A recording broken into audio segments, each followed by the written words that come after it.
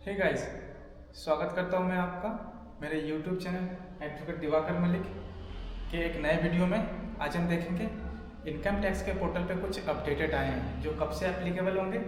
1 अप्रैल 2026 से एप्लीकेबल होंगे। ये जो नए नियम हैं, 4 नए नियम लागू होने वाले हैं 1 अप्रैल 2026 से। वो जो 4 नियम हैं वो क्या क्या लागू होने वाले हैं वो मैं आपको डीपली बताऊंगा इस वीडियो में। ठीक है, तो चलिए स्क्रीन पे चलते हैं और मैं आपको बताता हूँ कि क्या क्या अपडेटेड हुए हैं। तो चलिए सबसे पहले देखते हैं हम कि भारत सरकार ने देखो आयकर अधिनियम 1961 को बदलकर अब क्या कर दिया है, अधिनियम 2025 लागू कर दिया है। ठीक है, पहले जो इनकम टैक्स 1961 था वो क्या हो गया है 25। ठीक है, इस चीज़ का आप ध्यान रखना। किताब बुक जो है 61 की बुक जो है चेंजेज हो गई है, किसमें 25 में। ठीक है, कब से प्रभावी होंगे ये 1 अप्रैल 2026 से ये लागू हो जाएंगे।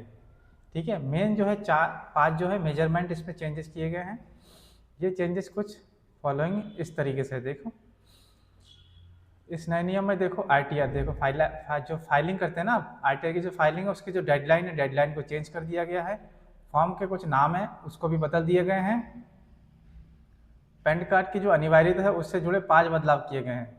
जो इम्पोर्टेंस था पैन कार्ड का, उससे जो जो इससे लिंक था उसमें जो है 5 चेंजेस किए गए हैं।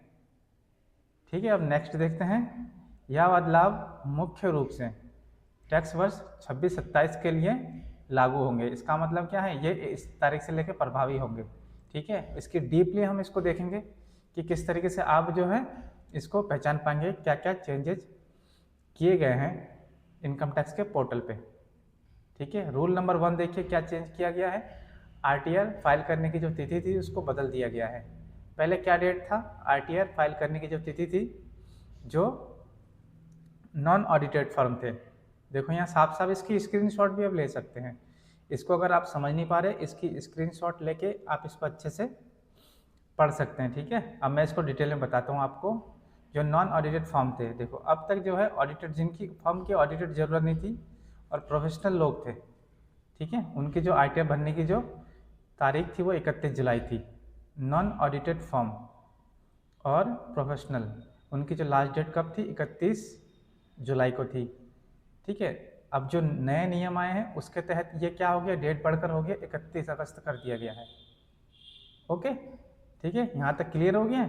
ध्यान रखें कि जो सैलराइड पर्सन है जिनको सैलरी मिलती है उनके लिए ये डेडलाइन जो है यही रहेंगी। इनके लिए जो है तारीख जो है 31 जुलाई लास्ट डेट है आईटीआर फाइल करने की उनके लिए, और बाकी जो है उनके लिए 31 अगस्त कर दिया गया है। ओके, यहाँ तक क्लियर। अब देखिए रिवाइज्ड, जो फॉर्म जिनके आईटीआर जिनको फॉर्म भरने में गलती हो जाती है, ओरिजिनल फॉर्म भरने में जिनको गलती हो जाती है, वो दोबारा अपना जब फॉर्म रिवाइज करते हैं तो रिवाइज के जो डेट होता है वो 9 महीने का होता है। ठीक है, 9 महीने के भीतर आप उसको रिवाइज कर सकते हैं, जिनके भी आईटीआर को रिवाइज करना होता है या जिनके आईटीआर को गलत हो जाता है उनके जो फॉर्म है उसको आप रिवाइज कर सकते हैं 9 महीने के अंदर। ठीक है, अब जो नए नियम आए उसके तहत क्या हो गया, 12 महीने का समय सीमा हो गया है। अब 1 साल तक आप उसको रिवाइज कर सकते हैं। ओके,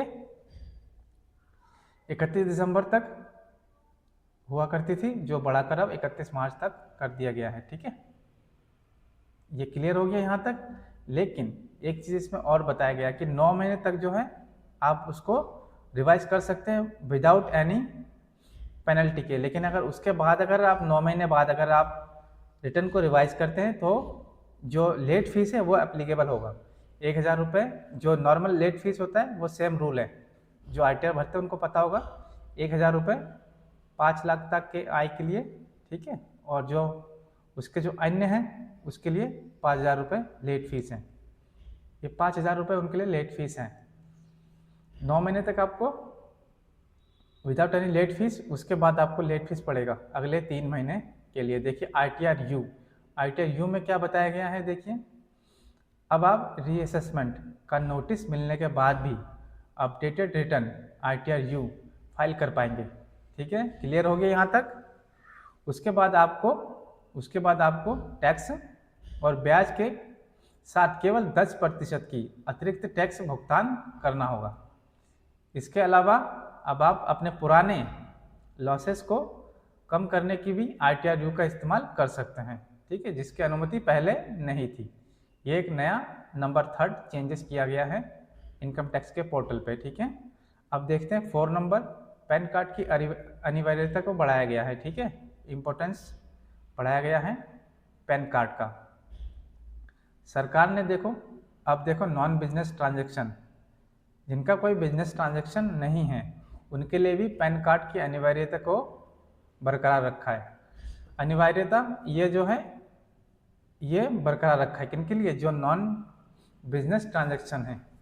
किसके तहत रखा गया है, धारा 262 10C के तहत रखा गया है। डिटेल देखते हैं इसका। अब देखो 2 लाख रुपए से अधिक की ज्वेलरी खरीदने या अन्य बड़े व्यक्तिगत खर्चे के लिए आपको अनिवार्य रूप से अपना पैन कार्ड देना होगा। 2 लाख से ऊपर के जितने भी ट्रांजैक्शन आप करेंगे उसके लिए आपको पैन कार्ड देना पड़ेगा। पहले क्या था, पहले ये नियम नहीं था, अब क्या गया, अब ये रूल लागू कर दिया गया है। ओके, डीपली आप समझ गए होंगे कि मैं क्या कहना चाह रहा हूँ।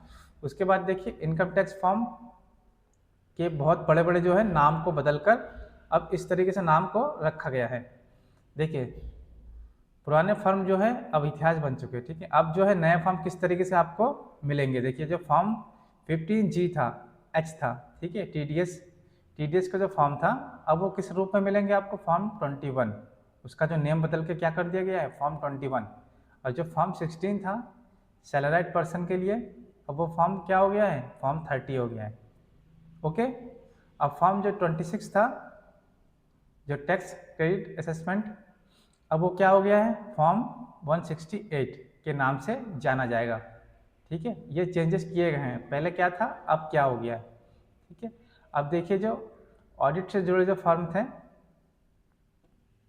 उनके जो फॉर्म आते थे इस नाम से आते थे, 3CA 3CB एंड 3CD, इस नाम से जो है फॉर्म आते थे। अब उसको बदलकर क्या कर दिया गया है, फॉर्म 26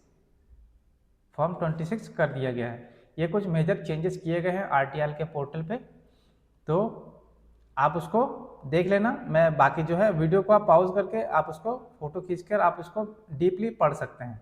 मैंने जो है डिटेल सारा बता दिया गया है। अब एक चीज़ आप कर देना, चैनल को फॉलो कर लेना और सब्सक्राइब कर लेना ताकि ऐसे इंपॉर्टेंट वीडियो आपको मिलता रहे। Thank you for watching, bye bye guys. Channel को सब्सक्राइब जरूर कर लेना। Thanks for watching.